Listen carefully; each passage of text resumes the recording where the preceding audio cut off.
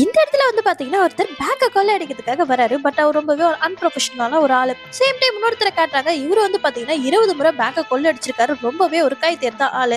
So இப்படி இருக்க சமயத்துல அவர் ஒரு நாள் பேக்குக்கு போறாரு. சேம் டைம் அந்த இடத்துக்கு வந்து பாத்தீங்கன்னா அந்த அன்ப்ரொஃபஷனலான ஆளு அந்த இடத்துக்கு வராரு. இப்ப பணத்தை எல்லாம் இந்த பேக்குள்ள போட்டு வெளியே தூக்கி போடுறா அப்படின்னு சொல்ல தூக்கி போடும்போது கரெக்டா மேல வந்து பாத்தீங்கன்னா இருக்கக்கூடிய லைட்ல ஏதோ மாட்டிக்குது. சோ இவர் எடுக்க ட்ரை பண்றாரு. இவரால எடுக்கவே முடியல. சோ பேக்க சேர்ந்தவரே ஒருத்தர் வந்து எடுக்க ட்ரை பண்றாரு. பட் அவர் ரொம்பவே குட்டியா இருக்க சேர் எல்லாம் போட்டு எடுத்து ஒரு வழியா எடுத்து கொடுத்துட்டாரு. இவரு அந்த சமயத்துல வெளியே போகும்போது போலீஸ் கிட்ட மாட்டக்கூடாதுன்னு சொல்லிட்டு பழைய கைதியா ஒருத்தரை கூட்டிட்டு போறாரு. அது யாருன்னு பாத்தீங்கன்னா அவர் உண்மையாவே ஒரு திருடன் தான், அந்த ப்ரொஃபஷனலான திருடன். சோ இப்ப அப்படி பேசிட்டே இருக்கும்போது பாத்தீங்கன்னா திடீர்னு இந்த ஆள் வந்து அப்படியே மயங்கி விழுந்துடுறாரு. சேம் டைம் வந்து பாத்தீங்கன்னா இந்த திருடன் கஷ்டப்பட்டு திருடுறான், அவனுக்காச்சும் அந்த மணி போகணும்ன்றதுக்காக இவ்வளவு சமாளிக்கிறாரு. இவருக்கு எப்படியாவது அந்த பணத்தை வாங்கி தரணும்னு நினைச்சு பட் அதுக்குள்ள இவன் சுட ஆப்போசிட்ல இருக்கக்கூடிய போலீஸ் வந்து பாத்தீங்கன்னா இவங்க 2 பேருமே திருட ஆரம்பிச்சிட்டாங்க அப்படின்னு நினைச்சு இப்ப ஒரு 2 பேருமே சுட ஆரம்பிச்சிடலாம். காப்பாத்த வந்ததுக்கு இதெல்லாம் தேவையாடா?